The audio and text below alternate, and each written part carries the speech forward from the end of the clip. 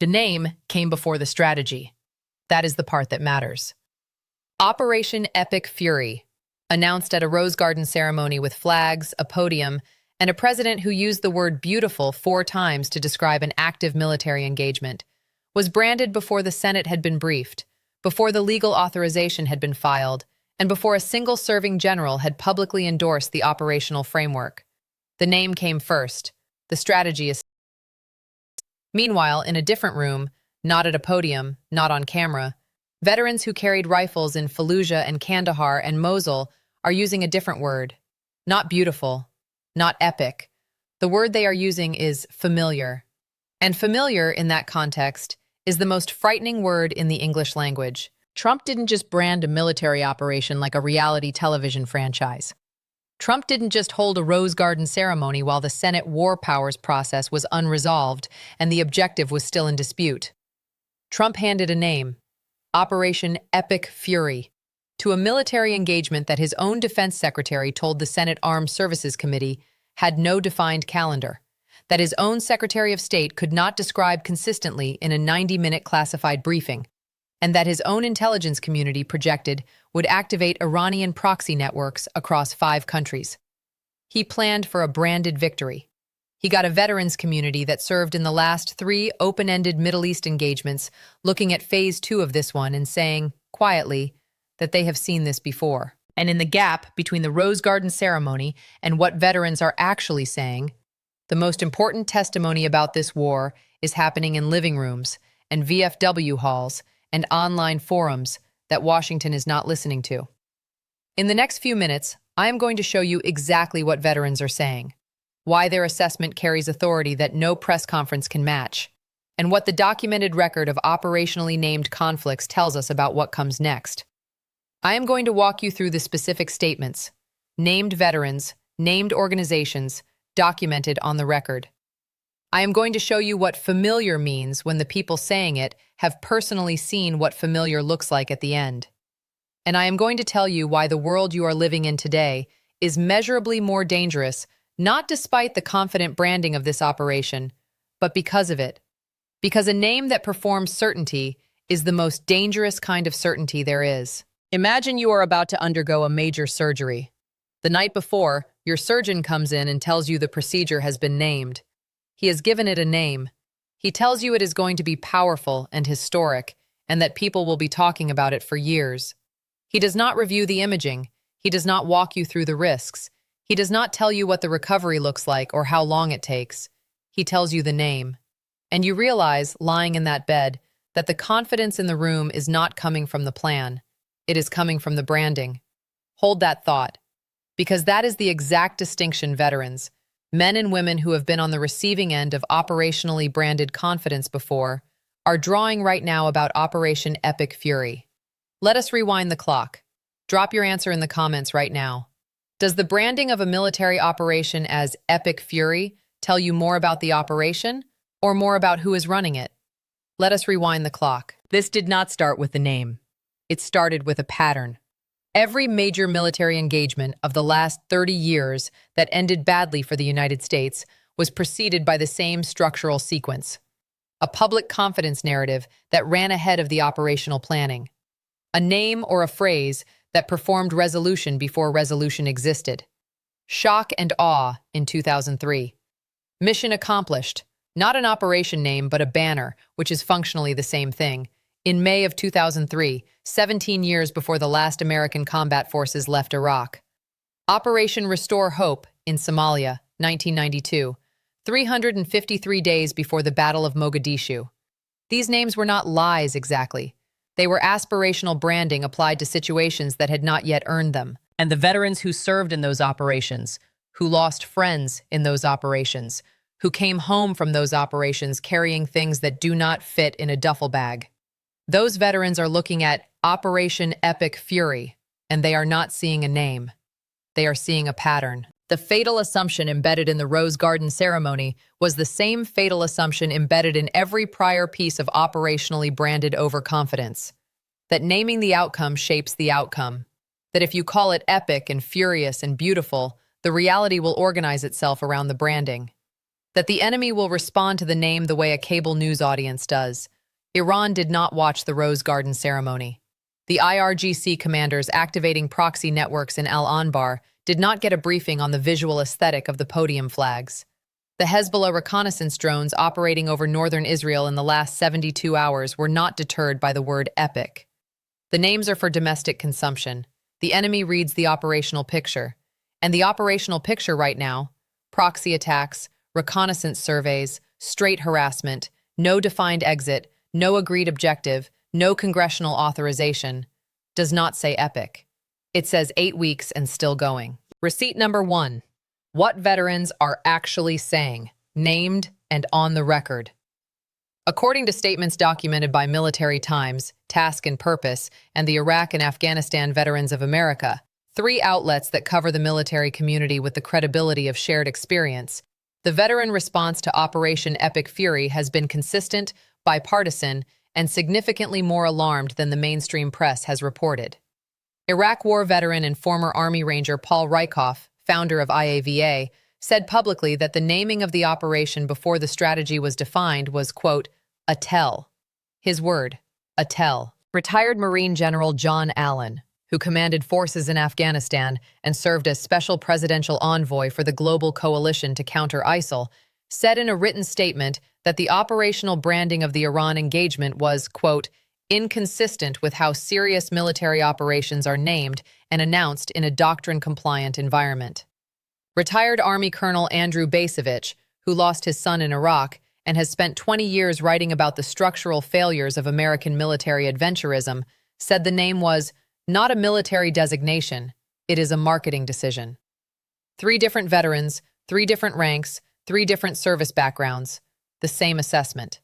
When the people who carried the rifles in the last 3 of these look at this one and use the same word, familiar, the people who have never carried a rifle should probably listen. Receipt number 2.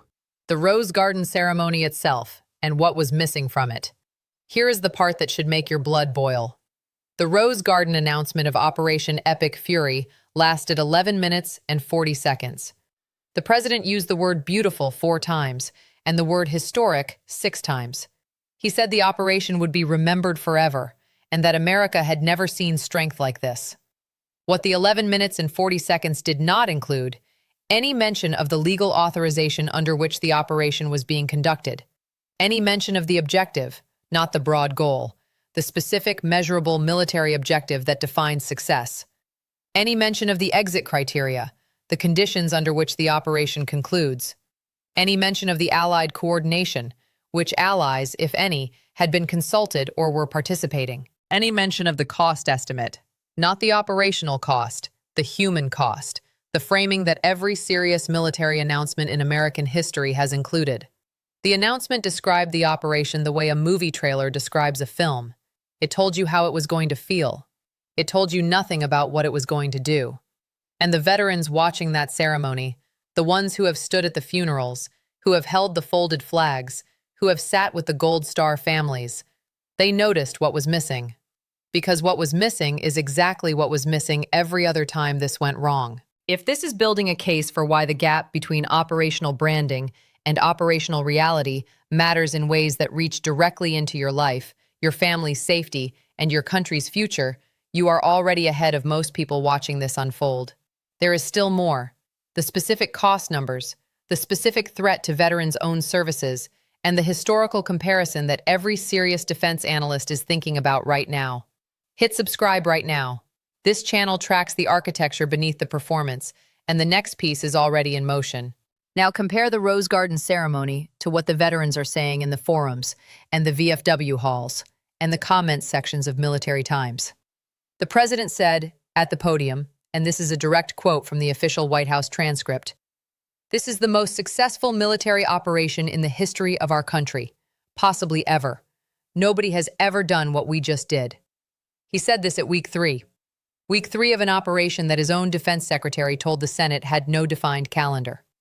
A senior White House communications official was then asked, by a veteran journalist from Military Times, on the record, whether the administration had consulted with the Joint Chiefs before naming the operation Operation Epic Fury. The official's response was, "The president names operations. That is within his authority as Commander-in-Chief. The question was not whether it was within his authority. The question was whether the generals were consulted. The official answered a different question than was asked. These are not serious people managing a serious military operation with the institutional seriousness it deserves. These are performers staging triumph in a rose garden, while the people who actually know what military triumph looks like are in a different room, using a different word, and remembering different things. Here's the part that should keep every veteran and every military family and every American who has ever stood at a military funeral awake tonight. Receipt number 3. What familiar costs documented in numbers. The Department of Veterans Affairs is currently serving approximately 9 million veterans from the post-9/11 era of military engagement. According to the VA's own published data, post-9/11 veterans have a suicide rate approximately 1.5 times that of the general population. The VA disability claims backlog, the number of veterans waiting for benefits decisions on service-connected injuries and illnesses, currently stands at approximately 288,000 cases. The average wait time for a mental health appointment at a VA facility is 27 days. These are not projections. These are published VA statistics, current as of this year. Now here is the part that connects those numbers to Operation Epic Fury. Every military engagement that extends beyond its projected timeline. Every operation that goes from 4 weeks to conditions-based with no calendar produces a new generation of veterans who will eventually enter those numbers. The suicide rate, the disability backlog, the 27-day wait. The people celebrating at the Rose Garden are not the people who will spend the next 20 years in those waiting rooms. The people who will spend the next 20 years in those waiting rooms are the ones in the forward positions in Al Anbar right now. And they deserve a commander-in-chief who treats the naming of their operation with the same seriousness he would want applied to the naming of his own. So what does this mean for you? Not for political operatives, not for military analysts, for the person watching this. If you are a veteran or a military family member, and this channel's audience skews toward people who have served or who love someone who has, here is the specific and personal mechanism. The VA's budget is a discretionary appropriation. It competes every year against every other discretionary line item in the federal budget. The Congressional Budget Office estimate for Operation Epic Fury's monthly cost, $14 billion above baseline, is money that is being drawn from contingency reserves. When those reserves are exhausted, the administration must either request an emergency supplemental appropriation from Congress or begin reallocating from existing accounts. Emergency supplementals historically take 3 to 5 months to pass. In the interim, agencies manage by slowing spending. The VA is an agency. It manages by slowing spending in exactly the ways that matter most to the people who need it fastest. The 27-day mental health wait does not get shorter when the defense contingency account runs dry. It gets longer. The disability backlog does not shrink. It grows. The people who will feel that in their bodies and their lives are not at the Rose Garden podium. They are at the 27-day wait. If you are a parent of a child who is at or near military service age, 18 to 25, here is the specific and documented mechanism by which an open-ended operation with undefined objectives reaches your family. The military's stop-loss authority, the legal mechanism by which the Pentagon can compel service members whose enlistment contracts have expired to remain on active duty during a national emergency or extended military operation, has been activated 3 times since 2001. Each activation followed an operation that exceeded its projected timeline and strained personnel availability in specific high-demand occupational specialties. The conditions for activation, extended operation, undefined endpoint, elevated threat posture, are present in the current situation. Stop-loss is not currently active, but the conditions under which it becomes active are active. If your child has signed or is considering signing an enlistment contract, the timeline written on that contract is not necessarily the timeline that applies. If you hold any position in the labor market that depends on defense spending, and there are approximately 3.5 million Americans employed directly or indirectly in defense manufacturing, logistics, and support, here is what the branding gap costs you specifically. Operations that are named and announced as short and decisive typically receive short-term funding authorizations. Operations that extend into open-ended engagements require procurement reauthorization that takes 18 to 24 months to move through the acquisition system. In that gap, between the short-term authorization running out and the long-term reauthorization being approved, contracts get paused, production schedules slip, and workforce planning becomes impossible.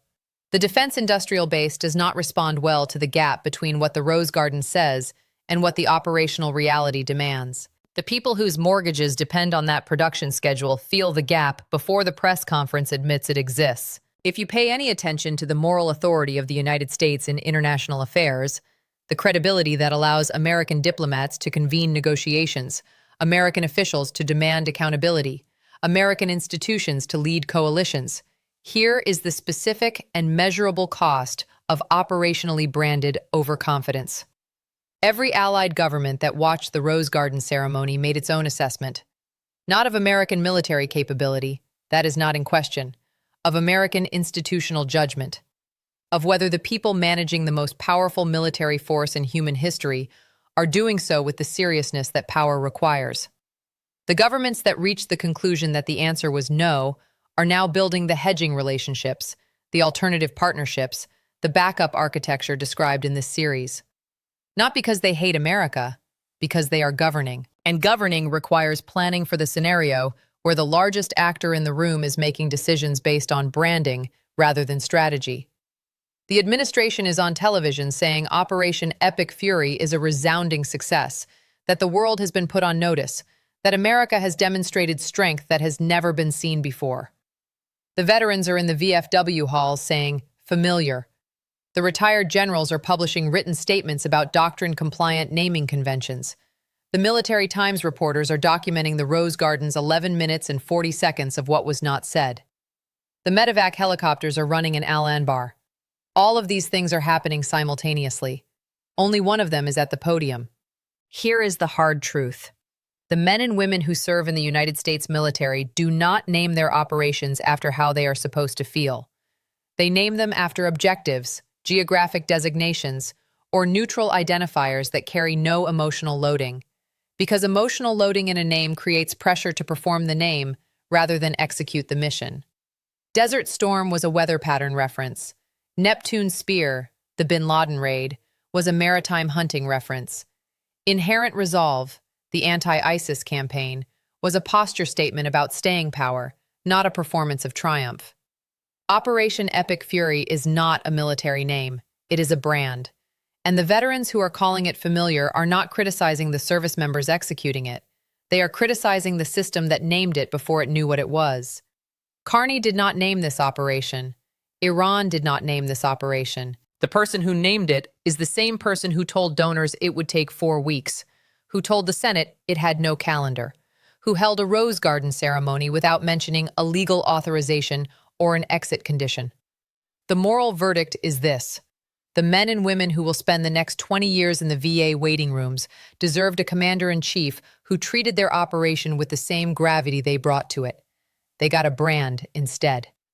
Where does this go from here? I see 3 paths. The first is the rebranding. The operation evolves, the objective quietly shifts, and the branding follows, not through a formal announcement, but through a gradual change in how administration officials describe it in interviews and briefings. Epic Fury fades from the official vocabulary. The operation gets folded into a broader counter-Iran framework with a more durable name and a more defensible objective. The Rose Garden ceremony gets walked back not through retraction, but through omission. It simply stops being referenced. Military professionals breathe a cautious sigh of relief that the performative branding pressure has reduced. Operations continue. The institutional damage, the erosion of Allied confidence, the veterans' documented alarm, the absence of a legal framework, does not reverse. But the most visible symptom of the underlying problem gets cosmetically managed. Even in this best case, the operation that was announced as the most successful in American history will not be described that way in the history books. The gap between the Rose Garden and the reality is permanent. It is in the record. It does not get rebranded out of existence. The second path is the accountability moment. A committee, the Senate Armed Services Committee, the House Veterans Affairs Committee, the Senate Foreign Relations Committee, opens a formal inquiry specifically into the gap between the operational branding of Epic Fury and the documented strategic reality. Veterans organizations submit testimony. The Military Times journalists and their documented record of what the Rose Garden ceremony included and excluded become an exhibit. Retired generals who have spoken publicly are subpoenaed or invited to testify. The question being asked is not partisan. It is institutional. The question is, does the United States military have a doctrine-compliant process for naming and announcing operations, and was that process followed? That question, asked in an open hearing with veterans' testimony on the record, is the kind of hearing that produces findings that outlast administrations. Not just this administration, every future administration. Because the answer to that question becomes precedent for how the most powerful military in human history announces its intentions to itself, to its allies, and to its enemies. The third path is the one nobody wants to say out loud. The operation escalates. American casualties cross the threshold that makes domestic political management impossible. The branding pressure inverts. Instead of Epic Fury demanding continued performance of triumph, the human cost of the operation begins to demand accounting for why it was named that way at Week 3 before anyone knew what Week 12 would look like. The Gold Star families, who have been quiet, because Gold Star families are always quiet in the early stages, begin to ask publicly whether the name their family member's operation was given reflects the seriousness with which their sacrifice was treated. You would normally say that no administration would hold a Rose Garden triumph ceremony for an operation that subsequently produced significant American casualties without revisiting the framing. But Normal left the building a long time ago, and there are no more guardrails. None. What remains is a name on a ceremony. And names on ceremonies do not console the families. The flags do. And the flags are already being folded. Here is what I know for certain, regardless of which path this takes. The veterans are not going away. Their testimony does not expire. Their assessment of familiar is not based on partisan preference or political calculation. It is based on pattern recognition developed at a cost that most of the people watching the Rose Garden ceremony will never pay. The gap between the name and the reality of this operation will close, not because the name gets better, but because the reality will eventually be documented fully, publicly, and permanently. It always is. Vietnam was not called a defeat when it was happening. It was called complex, then difficult, then a transition, then a drawdown, then a redeployment. The name caught up with the reality eventually. It always does. The question is only how long and what the cost is in the gap. Trump is looking at the next rally, the next cable hit, the next ceremony where the flags are arranged just right and the word beautiful lands on a crowd that needs to believe it. The veterans are looking at the next 20 years of VA waiting rooms, stop-loss orders, disability claim backlogs, and folded flags. Both groups are watching the same operation. Only one of them has seen how this ends, and they are calling it familiar. Did the people who named this operation Epic Fury and held a Rose Garden ceremony before filing a legal authorization believe what they were performing? Or did they know exactly what they were doing and do it anyway because the domestic political benefit of the performance exceeded the institutional cost of the gap? And when the flag-draped coffins arrive, and in a conflict this size, in a region this volatile, with proxy networks this active, in a phase this undefined, they will arrive. Will the people who stood at that Rose Garden podium, who said beautiful 4 times and historic 6 times, who named an operation before they knew what it was, will they still say it was worth it? And if this reaches the accountability moment, if the veterans testify, if the generals are subpoenaed, if the gap between the Rose Garden and the reality is documented in full public record, what does the history of this operation say about the people who were in charge of it? Drop your answers in the comments. I read every single one. Subscribe, because the Iraq and Afghanistan Veterans of America have formally requested a congressional briefing specifically on the gap between the operational branding of this operation and its strategic reality. And that briefing has been scheduled, and this channel will have the full analysis before anyone else frames it. This story is not slowing down. Do not look away.